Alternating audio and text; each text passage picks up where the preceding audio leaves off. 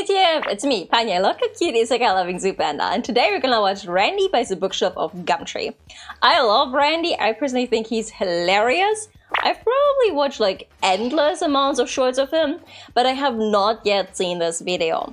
Also, I have zero idea what Gumtree is. I'm just gonna make this assumption, just based off of the title, that it's probably something like eBay, Kleinanzeigen, Craigslist, or maybe, I don't know, Facebook Marketplace? It's just my assumption that it's probably something like that. And we're just gonna roll with it, honestly. I'm not gonna look it up.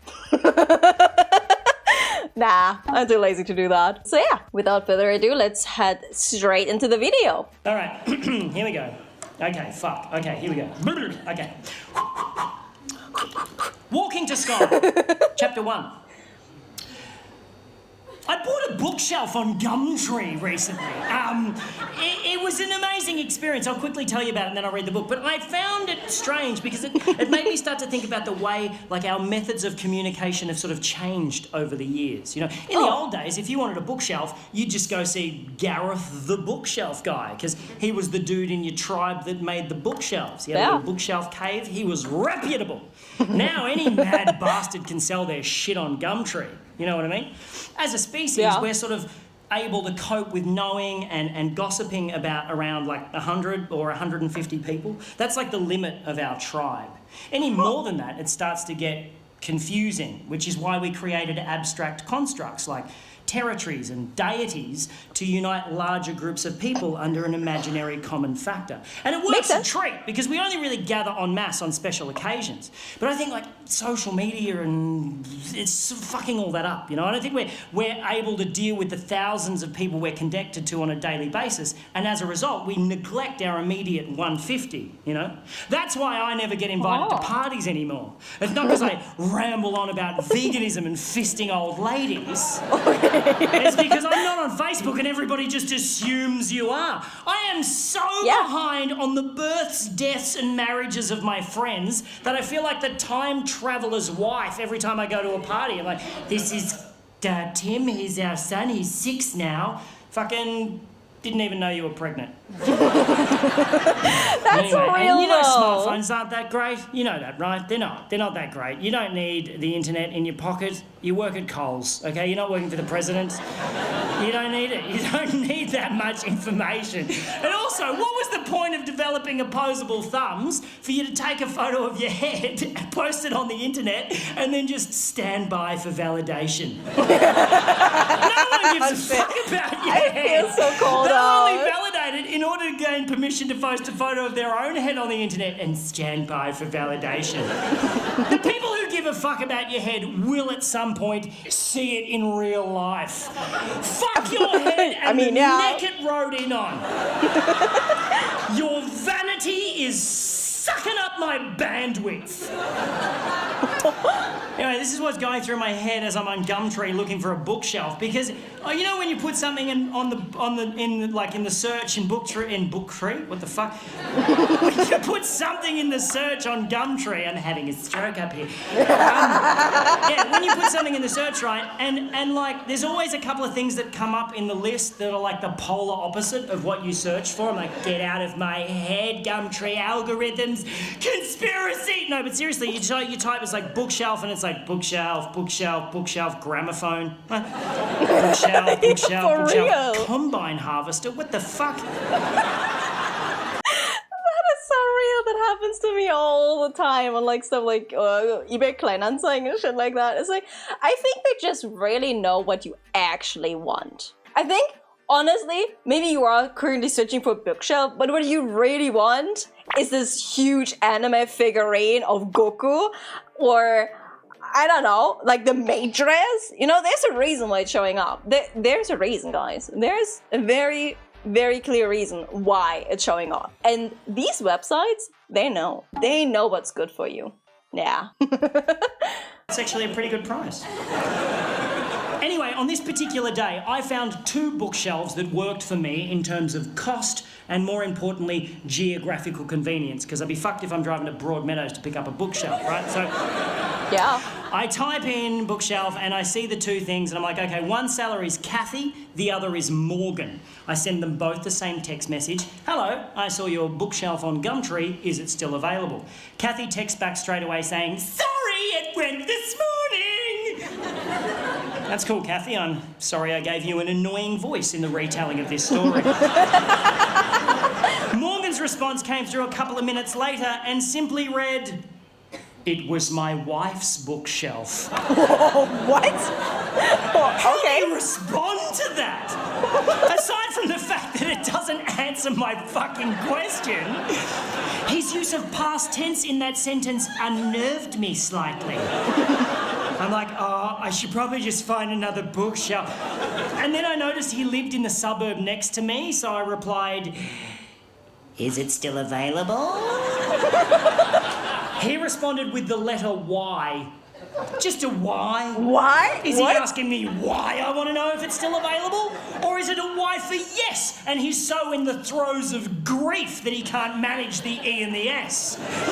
I assume it's a Y for yes, so I respond, cool, I'll take it. When's a good time to come and pick it up? No reply for 15 minutes. I'm like, oh, he's forgotten about me, fuck it, I'll find another bookshelf. And then when his reply actually does come through, I realise he spent those 15 minutes crafting his response because it's a fucking thesis. He must have felt so bad about only using a single consonant in his previous text that he just massively overcompensated with this one. Also, for some reason, felt that the use of punctuation entirely unnecessary.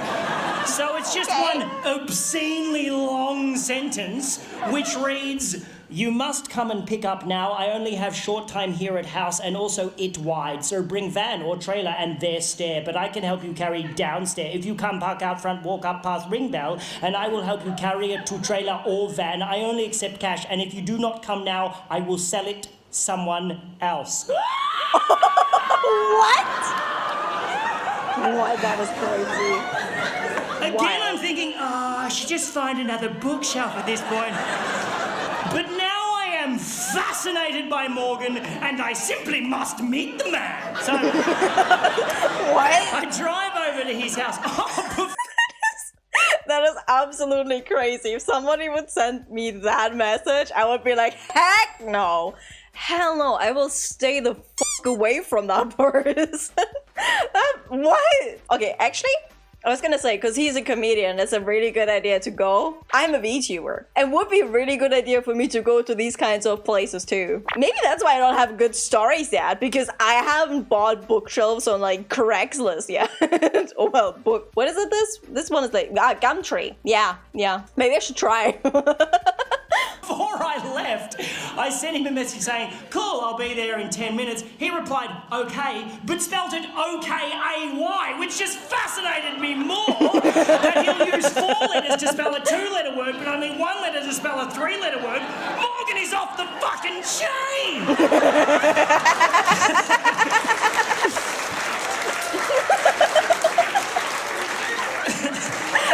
Driving over to his house, I'm trying to picture what he's going to be like, you know. His pidgin English might suggest ethnicity of some sort, but I don't want to racially profile him. Maybe he's an old man who recently lost his wife and is not that very good at texting. Or maybe, and I'm really hoping this is the case, Morgan is just batshit crazy. So, Yeah! I get to his house and I go up to I park out front, walk up past ring bell, and I brace myself for the door to be opened by like an old man in a smoking jacket, wearing fishnet stockings and suspenders, just puffing on an opium pipe, while a butler just creepily polishes a goldfish in the background. And then a tiny pug dog wearing a fez hat just trots up the hallway, sits on the mat, looks up at me and says, "Welcome to our lovely room." And then the door opens and I am thoroughly disappointed. Oh. Before me stands an average Caucasian male in his mid-30s, dressed casually, hipster chic, stubble, glasses with designer frames, expensive watch. I immediately think architect, but the house is too cheesy for that. It's like a double-story doll's house with bay windows. But definitely a designer of some kind, maybe a graphic designer. He's too skinny for manual labour. He's too hip for the public sector. But this can't be Morgan. Because Morgan's text messages would suggest that he's not that technically savvy. And then the man standing in front of me says, "Hello, my name's Morgan." And the plot thickens! Surprise! He invites me in, shakes my hand, closes the door, and 20 minutes later, I will be witnessing Morgan perform some of the most aggressive acts of violence I've ever seen in my life. What? And I will be speeding away in my car, bleeding from the face. Here's how this shit went down. Okay, now I wanna know. Oh my god. What could it be? I wonder. Okay, wild ending. So, I don't know, maybe the wife is not dead. What if the wife is actually not dead, but she's like, I don't know, maybe they're having like a crazy ass fight in front of him. There are like things flying, knives being thrown, somebody being pushed down the stairs, maybe something like that.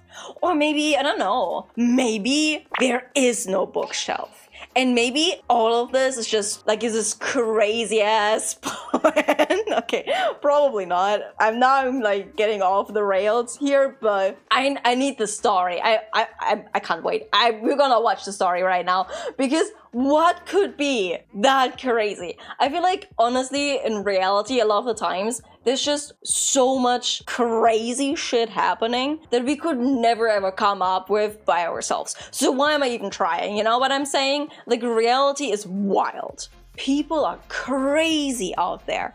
There is nothing that can prepare you for the shit that people do, say, and have stories of. So let's go. I need to know. I need to know. And I noticed two things immediately. One, this is a house in the throes of renovation. Nothing too extreme, but there's like drop sheets on all the furniture, there's freshly painted walls, there's a bathtub wrapped in plastic in the hallway awaiting installation. Someone's doing some work on this house.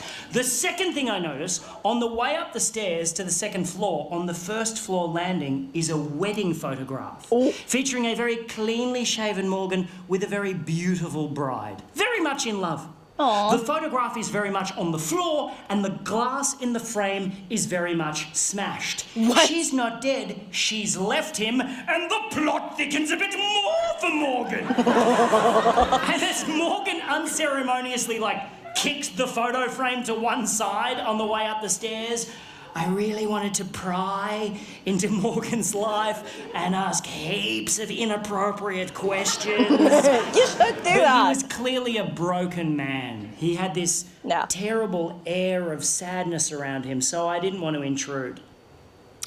Luckily for me, though, I didn't have to, because Morgan immediately began oversharing and told me the whole fucking story. Let's go, Thank yes! you, Morgan! I shall hang off your every word and then retell your tale to 200.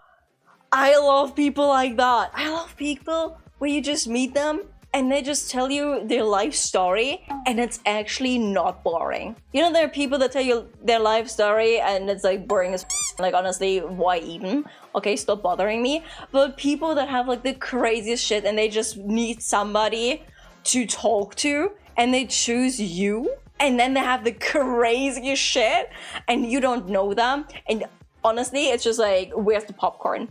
Where's the popcorn? I love when stuff like that happens. Amazing people. Yeah, I should become a therapist. I feel like therapists are so lucky because they get this kind of shit all the fucking time. Lucky! Man, I chose the wrong job. Okay, I chose the wrong job, oh no. 100 strangers and recorded for a fucking DVD.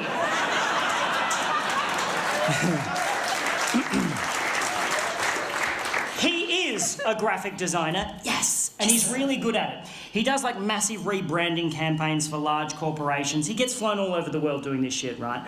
About 4 years ago, a woman hired Morgan to rebrand her florist business, and he did such a great job, she married him. Wow. And he thought everything was just fine until about 3 months ago.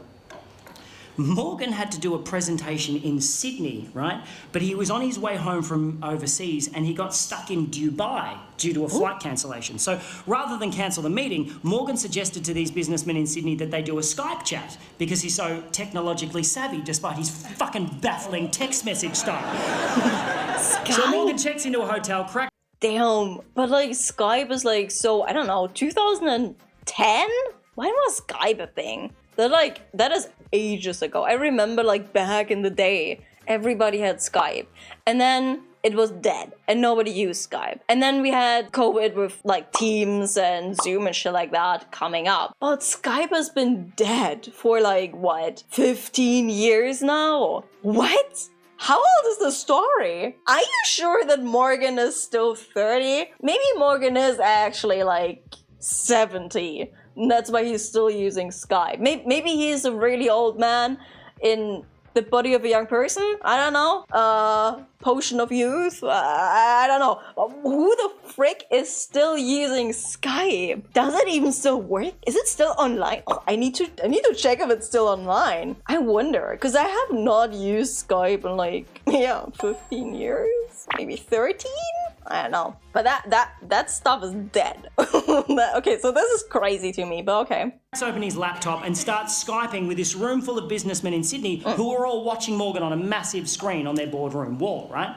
And everything's going great. Morgan is totally nailing it until about halfway through, he realises that a file he wants to show these dudes is on the desktop of his home. Oh, no. I think I know where this is going.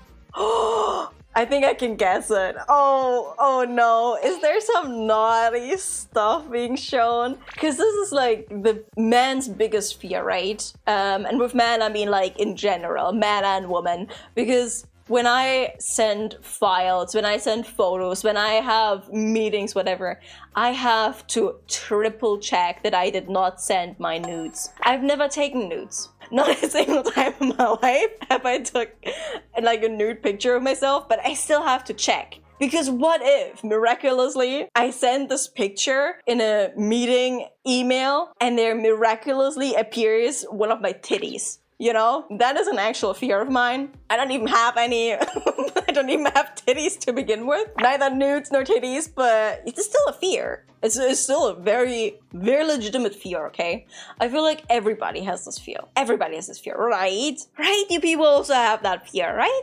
You do triple check, right? I'm not the crazy one here, right? I hope I'm not the crazy one. But Morgan seems like he's crazy now, so maybe that's exactly what happened. Maybe he's done like, I don't know, maybe he showed like his own nudes? But the wife stuff. Oh, maybe it's like, maybe he accidentally showed nudes of his wife and that's why she broke up with him and he's mad. Maybe that's, I wonder. Okay, let's see. Computer back in his home office in Melbourne, and he decides to live share the desktop of his home computer on the Skype chat. He knows how to do that. He can control his computer remotely from anywhere in the world. Cool. It's not particularly new technology, but Morgan makes it sound so impressive. So this room full of businessmen are all watching keenly like, oh, Margaret, bring in some biscuits. There's some newfangled shit going on in here. As Morgan clicks a few buttons and brings up the desktop of his home computer on the Skype chat. Now, what Morgan doesn't realise is that his wife has been using the photo booth app on that particular computer to take pictures of herself. Ooh. To take naked pictures of herself. Of course. To take naked pictures of herself doing some pretty fucked up shit. Oh. It's embarrassing to say the least. Just as Margaret came back in with the biscuits, I've got you the... Now, those of you who are familiar with the photo booth app will know that how it works is it accesses the built-in camera in your computer and with a click of a button takes a photo of you when you're standing in front of the screen. And if you know that, You'll also know that if you leave that application open, the camera also stays open, witnessing whatever may be happening in front of the computer in real time. Oh. Such as your wife, in your home office, fucking your best mate. Huh? What? Morgan, no.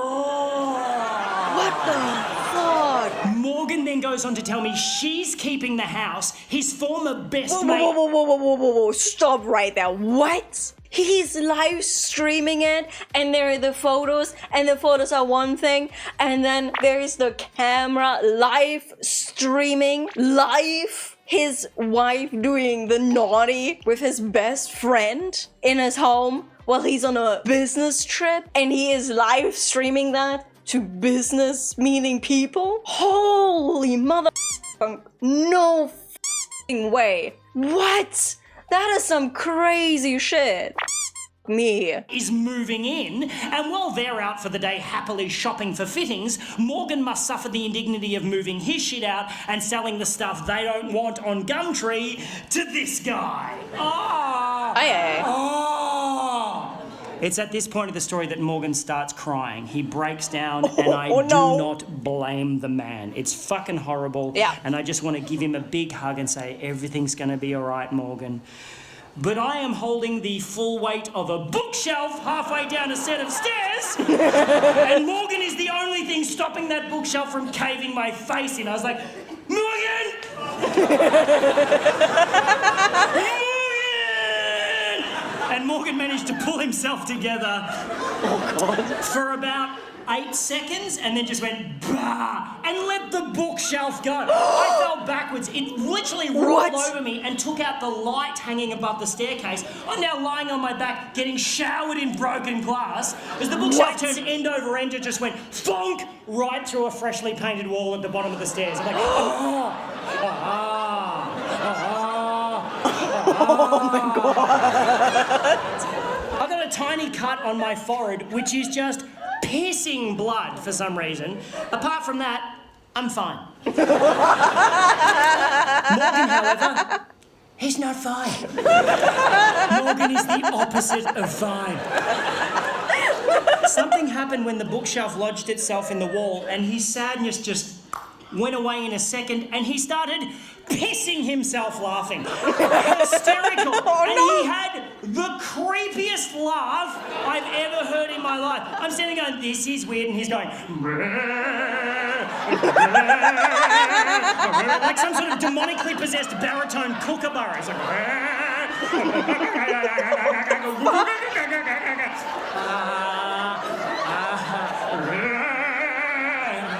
can I still have the bookshelf? He's like, we extracted from the wall. The bookshelf, incidentally, showing no sign of having just rolled down a staircase and smashed through a wall. We carried it out to my car. We had to stop about 6 times because Morgan was like, hang on a minute. We got it to my car, put it on the trailer, and Morgan was in such a great mood, he let me have the bookshelf for free. Oh! Yay! Yeah! Nice! Win-win. Crazy stuff. And that's where the story should end. Oh no. But there was something about the bookshelf going through the wall that flipped a fucking switch in Morgan's head, and he is now hungry for more destruction. So as I started tying the bookshelf down to my trailer, Morgan just strolls over to like an upright mailbox on the front lawn and just starts trying to wrench it out of the ground, just really putting his back into it. Like, I'm like, you okay, buddy? He's like, yep. He pulls it out of the ground, whereupon he wields it like a fucking battle axe and just starts smashing up the front garden, just beheading the daisies, fucking up the lavender. I'm like, oh, hey Morgan, maybe you want to stop and think about that. And he wheeled around and looked at me like Jack Nicholson chasing Shelley Duvall up the stairs in The Shining and said, why don't you mind your own fucking business? Yep, cool man, yep.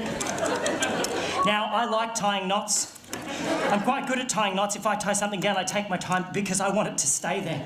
But as Morgan nonchalantly strolled up the driveway, rolled up the garage door, and put the mailbox through the windscreen of an Audi, I must admit, I kind of rushed my knot tying job. Oh my God. I got in the car, I'm about to drive off. I'm like looking at the house going, I'm sure he'll be fine. And then an armchair smashed out of an upstairs window and just went doink, doink, doink, doink down the front lawn. I was like, what's my duty of care in this situation? I didn't want to call the cops on him. I didn't want him to trash the house. I'm like, fuck, I'm going to have to talk to Morgan.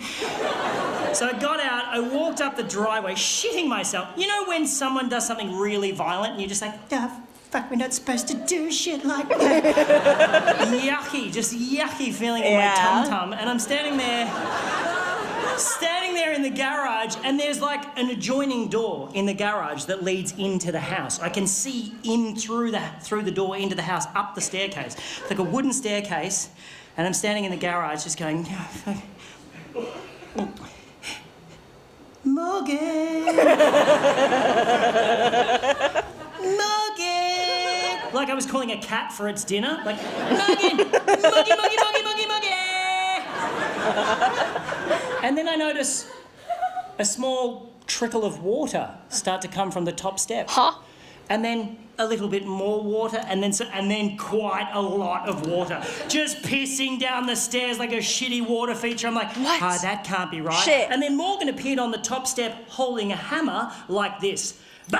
I was like, whoa! He's like, starts running at me, wielding the hammer, going, bah! I'm like, oh no, I just wanted to buy a bookshelf. He's like, run straight past me. I'm like, where are you going? He's like, made a beeline for my car. I'm like, no man, stop. He's like, stop it, just stop. He spins around and goes, I just checked my phone. She texted me 15 minutes ago saying she'll be here in 15 minutes. We gotta go! And gets into my car. Jesus. Oh no. Fuck me. I run down the lawn, get in the driver's seat. I'm like, what was with the water? He goes, I put plugs in all of the sinks and turned all the taps on. I'm like, that's fucked. He's like, just drive. I was like, nah. I took off so quick, rounded the corner at the end of his street, and the bookshelf just went boosh, and exploded against the guardrail. Just exploded in a shower of badly tied knots and broken dreams. So me and Morgan just fucking left it there. Like a little breadcrumb for his ex-wife to find on the way home to her destroyed gingerbread house. I dropped Morgan at a train station. I have never seen him again. And that, my friends, is why I no longer shop on Gumtree. Thank you very much. Thank you very much.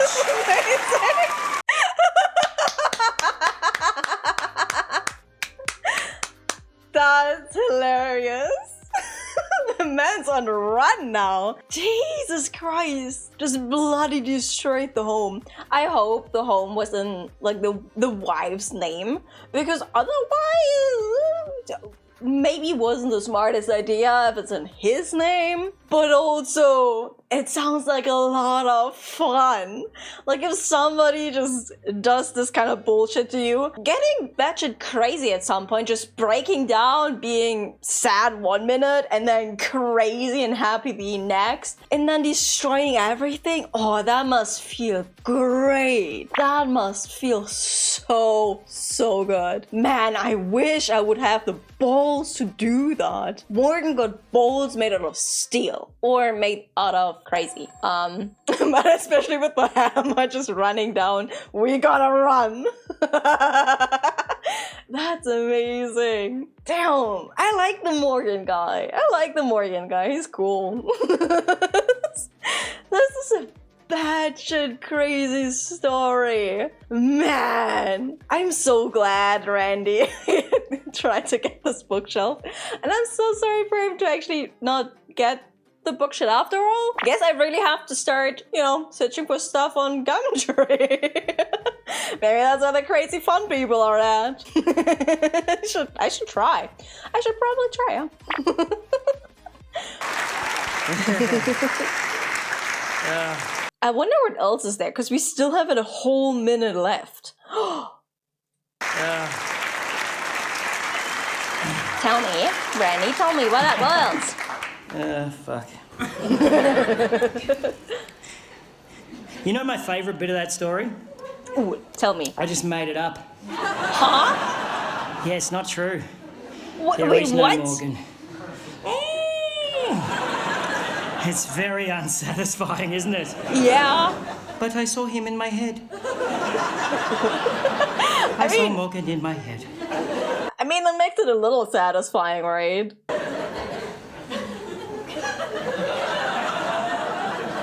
Why is it we can feel so robbed when someone tells us a story we just heard isn't true, and yet so satisfied at the end of a fictional novel? Huh? I don't know. You know the other great thing about that story? First draft. Fuck you, Hemingway! Oh, damn.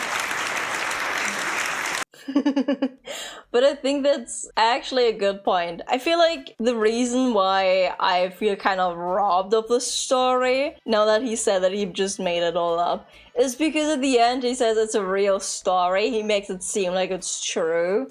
And then he just ends with, actually, I've been lying. And I feel like all the emotions that I put into the story listening, all the, like, getting mad, having fun, stuff like that, it's all, like, wasted energy, kind of. You know what I mean? If somebody tells you a story, you just kind of get invested into it and very emotional. And then to just hear, like, oh, actually, I just made it all up. It kind of takes it away. And then you don't feel satisfied anymore at all. Plus, stories like this, if they would actually be true, hello? That would be very, very satisfying, because that is freaking amazing. But on the other hand, when you read a novel, for example, I feel like you go in with a completely different thought process. Because you know right from the start that it's not gonna be true, that it's all made up. You already know, and therefore you have a different kind of expectancy and you put a different sort of emotion in it. You know what I mean? I feel like if at the beginning you know if the story is real or not, you just go into the whole thing very differently. And that's why when somebody is then ending it with, actually, I lied, this is not true, it's really disappointing, because you really wanted it to be true, because they said it's true and you got invested into it. So yeah, I think that's kind of the difference, to be honest. Man, I wish the story would be real. I really like the guy. I like Morgan. Man, I wish Morgan is real. I hope somewhere out there is a Morgan and he's just like that. Maybe a different name, that's fine too. But somebody like Morgan. I hope there is somebody like Morgan out there. There better be. Otherwise I'm losing hope into humanity. Yeah, we all need a Morgan. But yeah, that's it for today. Thank you everybody so much for watching. Go check out Randy. Randy's super funny. And yeah, if you like this video, if you maybe like me, maybe just a little bit, leave a like, subscribe, and maybe even comment about your true stories. Do you guys know a Morgan maybe? Or like somebody like Morgan? don't tell me that you know somebody who's named Morgan. I mean like person who behaves like this Morgan, you know? I want to know the story. So if you guys have stories like that, let me know. I'm super interested. I want to know. Yeah. Alright, that's it for today. Bye bye!